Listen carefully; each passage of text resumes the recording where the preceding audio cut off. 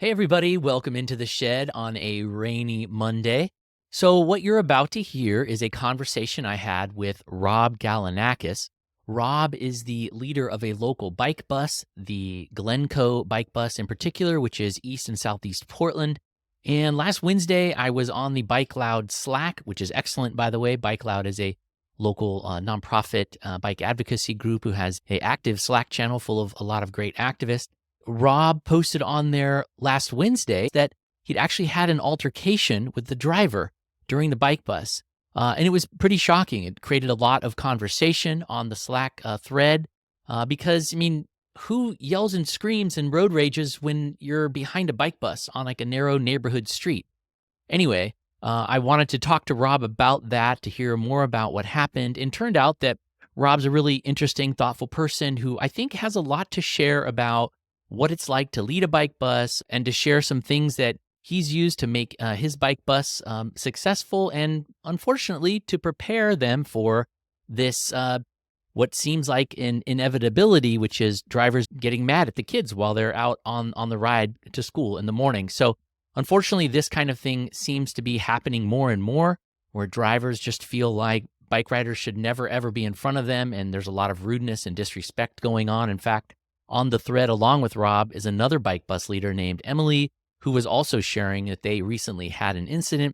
And you'll notice even in my interview with Rob here, he shares about something that happened to his wife and him during a ride on Christmas Eve. So that's the unfortunate reality of Portland streets right now. I don't want to get too far into that issue, but I do want to get into this conversation with Rob. So I hope you're able to take something valuable away from this conversation. And as always, thanks for watching. What is the name of the bike bus that you are a captain of? The Glencoe Bike Bus, Southeast Portland.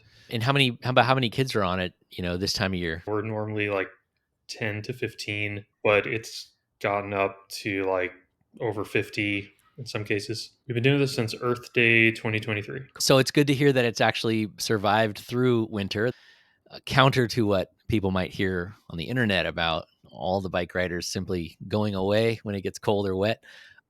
But something happened that wasn't super great just this week, kind of set the scene for what you experienced Wednesday. Yeah, so one of the routes starts at 61st and Belmont. If you're not familiar with this area, there are no greenways around. We've toyed around with different routes, but basically we take 61st from Belmont up to the Greenway on Davis. So we have to do a crossing of Stark and Burnside, which is fine. I'm used to it, not a big deal. But 61st is like a super narrow neighborhood road. There's really no one on it because it's right next to 60th, which is a major throughway. Unfortunately, the people you do find on it are there to try to beat the congestion that is often on 60th because of all the drivers. Mm. So we were just doing our normal route. There were probably 6, 8, 10 people, half kids riding independently, half parents. And I was riding in the front because we were sort of approaching Belmont, Burnside. So I normally have to walk out in the middle of Burnside and wave, the westbound traffic down and make sure they stop.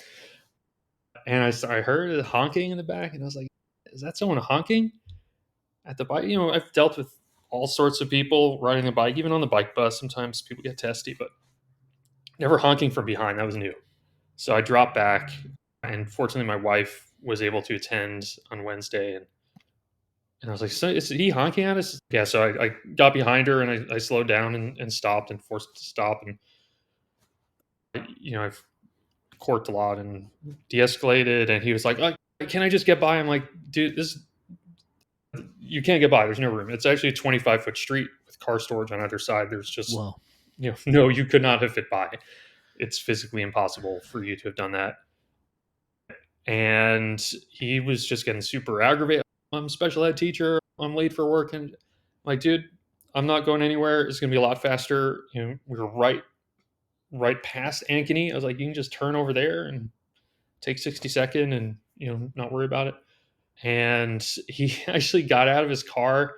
It's the first time this has happened to me. He got out of his car, cursing. I can't remember. I grabbed my bike, and I have a big cargo bike. We're tugging out, tug of war, and sort of let him get in. throws it down and tries to rush back into his car. And like, I just picked my bike up and walked back into the road and get in front of him. And, you know, probably another 20 seconds of that. And he's like, well, they're gone. Can I just get past? I'm like, all right. So they weren't gone yet. They were at Burnside. So I rode in front because they can't cross Burnside without help. So they were sort of stuck at Burnside. He realizes there's nowhere he can go. So he tries to cut through this parking lot. Parking lot has no outlet. So eventually I see him come out and he yells some obscenities I don't want to repeat for anyone to me and right in front of the kids. And I was like, this guy should not be, a teacher, special ed teacher. Like, it was pretty upsetting. Tried to get a license plate, messed that one up. But I was just really impressed with how the kids and parents behaved. They weren't flustered. No one walked away traumatized. It wasn't new for me. It was new for someone to Mm. get out of their car and confront me, but I just couldn't believe it. Normally the margin of drivers who get aggravated is a lot lower on the bike bus, but I guess that hundredth of a tenth of a percent of drivers who are just going to be super aggro are going to be super aggro, even if they're third graders around. Yeah, I mean, so much for New Year's resolutions of being nice to people. I mean, this guy's didn't last very long.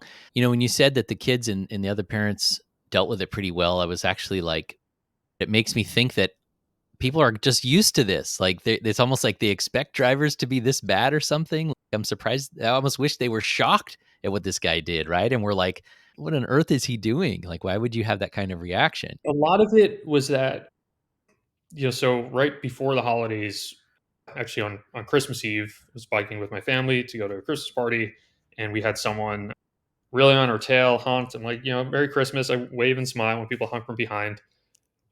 And then he just, boom, laid into his horn. He, you know, basically he went around us, into the oncoming lane to turn across us and try to, hit us with the side of his car Wow. with my kids on the back. It was crazy. So I was, my wife was sort of traumatized from that. And she actually walked away from this feeling better. Like, it helped her get over some of the trauma she was feeling. And I tell that story because she got over it because could she felt more in control, and we practice a lot on our bike bus and when I bike with these kids and bike safety training and stuff like that, and bike just socially. A lot of these are neighborhood kids.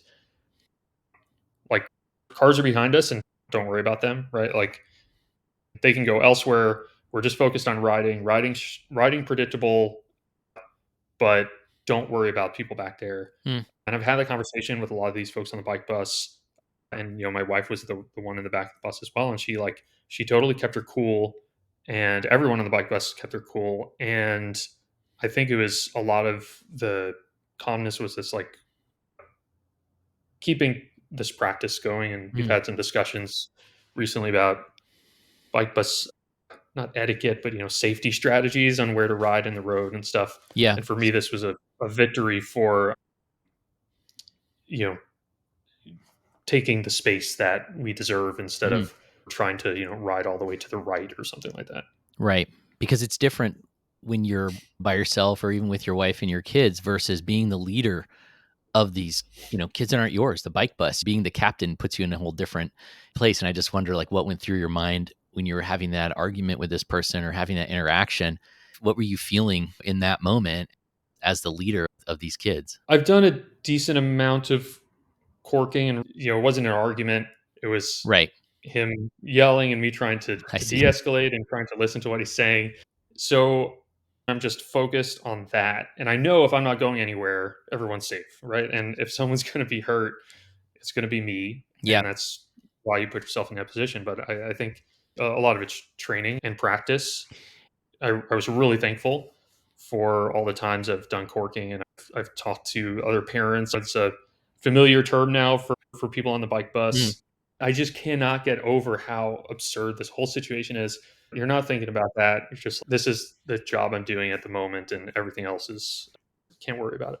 And you feel like to some degree, it was maybe like a teachable moment for the kids. And maybe this is something that can actually help the bike bus get stronger because you've sort of been through this and you can tell the kids, okay, this stuff I'm telling you to get ready for is not some, some concept. It's not like out there in the ether. This is a real thing. So they went through it now. You think it was a good moment for growth for the bike bus in some ways?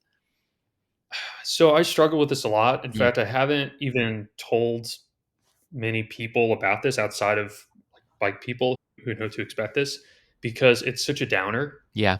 I don't want the kids to think about this. I Mm, don't want them to reflect about it. I don't want them to know it.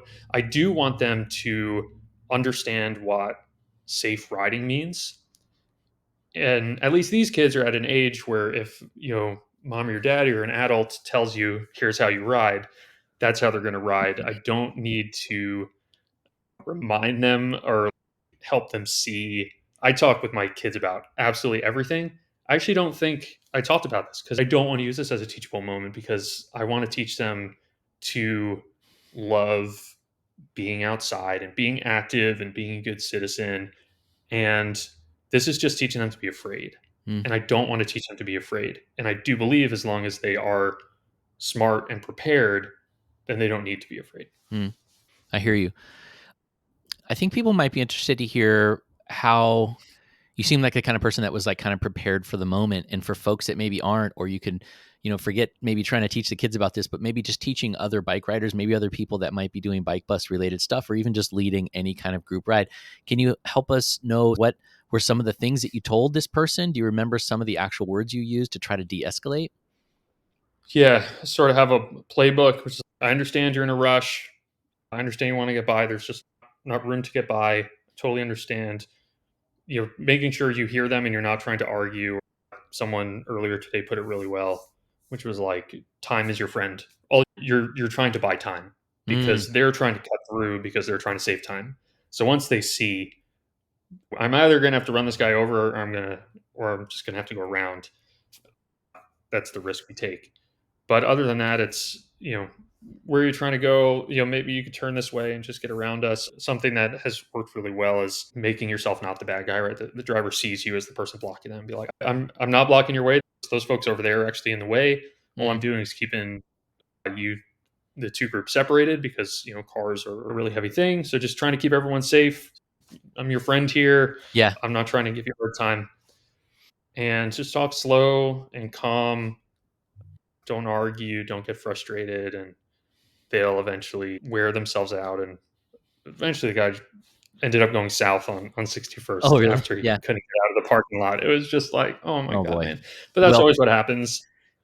The most important thing is, as much of this as I've done, I like didn't even think to grab the license plate until it was too late. Stressful situations, you always mess them up the first few times you do it. It's like inevitable. So training is important, knowing things is important, but like volunteering somewhere else where you're more likely to have a difficult situation in this role as a corker is really valuable because mm, the first time you do it, the first time you have a driver yell at you or get out of their car or be leaning on their horn, you don't want to be around the kids. You don't want to be learning as you go there. So, volunteer at a walking march is always great. Anything downtown is always great. Pair up with some more experienced people or some of the larger pedalpalooza rides. Strongly encourage some formal corking experience for anyone who's going to take that role on a bike bus. yeah, that's really great advice. Thanks. Can you tell us what's happened since then? Is there anything you've done in terms of like police or any other things since the incident? Has there been any closure or updates in terms of the incident itself? Not yet. I filed a police report. It's not a full incident report since I didn't get the correct plates. But this person knows to use 61st as a cut through, right? When you have problems with drivers like this, it tends to be, especially on neighborhood streets, it tends to be someone nearby who knows their way. So I'm planning on finding him next week, getting his plates, and follow up with my Y- police report. Not so much because I want to see the guy punished. No, physical or real damage was done, but the first time it goes on the record is rarely the first time they offend. So when this mhm. guy does hit someone or does have some other type of crime, especially since he said he worked with kids.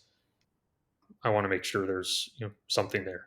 Yeah, smart. Was there any piece of this where if you didn't have to be on that street, this would have maybe not happened? Like if the traffic conditions were different, do you have anything in your head about like blaming a lack of a different, safer route? Is there any infrastructure part of this for you, or no? I'm just kind of curious. I don't think culture and infrastructure are two different things. We've given drivers just free reign of do whatever you want wherever you need to go, and if you're in a rush, you can cut through. The last time I took a lift, like it just routed him up 61st or 62nd, and I was like, dude, don't take this. Like You're like, I'm on directions the should bike not be bus sending route you now. here. Don't take the bike bus route. This is insane. Yeah.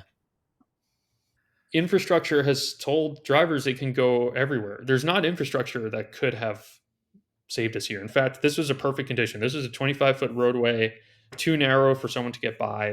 Yeah, there should be greenways, but we've had terrible experiences on greenways as Okay. well. Yeah. So culture is so important here, but we're not going to change the culture unless we start to put in the infrastructure that says, oh no, actually, like you are not entitled to speed down the street at a high velocity because you're in a rush. We're not going to facilitate you driving through on a greenway because you're in a rush. And so it's safe infrastructure, but it's also this elusive cultural change that our leadership is Yeah. pursuing. Can we do it through police?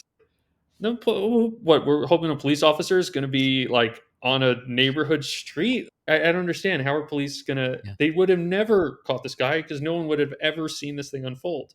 If he was not used to driving wherever he wanted, he wouldn't have done that. So like changing norms of what we should expect from fellow citizens in everyday life would be the thing we can work on. The comparison I've heard from some of these conversations we have about how people act when they get behind the wheel of a car versus if they were in a crowded party or a crowded grocery store or market or something, right? I mean, imagine being at like some holiday market and there's a bunch of people in front of the booth you want to get to, and you're going to just start raging and being like, you need to move. I need to get to that other booth to go buy this thing. Like, right? It's something about being in the car where people don't think like that. And I think what I hear you're saying, which I agree with, is we got to figure out a way to get to that point on our roads and think of our roads as shared public spaces that demand a certain level of respect for other people. If you were waiting in line and you just started yelling at everyone to get out of your way, you would be thrown out. Right. But we're just like, okay, yeah, actually, here we have another table for you over here. If you don't want to wait, like we've actually spent all this money to set up a whole bunch of redundant tables, in just in case you need to Mhm. get by. Yeah. Infrastructure is important for safety, of course, for all these things, but something we've pushed with Bike Bus PDX, push PBOT on adding more, trying to call them modal filters now. Yeah. Sounds a little nicer than diverter. But if we put modal filters all across our greenways, it would change the culture around what a driver expects. The litmus test is it should not be faster to drive on a greenway than the roads you're supposed to be driving on. You shouldn't be able to drive 20 blocks through on a greenway. It's absurd. The good news is I think Peabody agrees with you. It's a matter of how quickly they can go address all that and right, how aggressively and how quickly. Okay.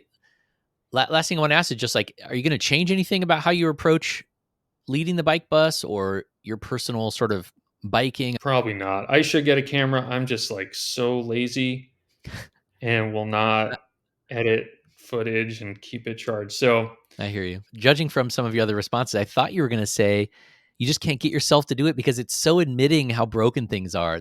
That's how I feel about it.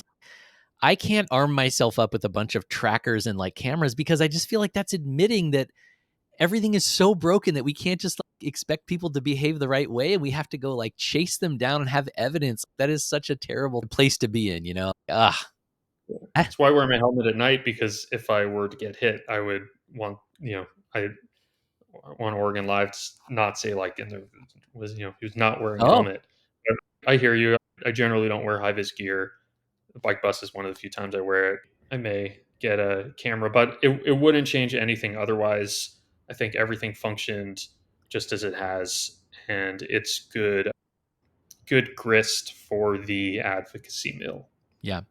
Anything else you want people to know about what happened or the bike bus in general? If your school doesn't have a bike bus, then they should reach out to bikebuspdx.org. Super easy to set one up, super fun. Start now, so you have a couple months to prepare and launch it at Earth Day or something like that. That's about it, though. Keep Cool. having fun, keep biking.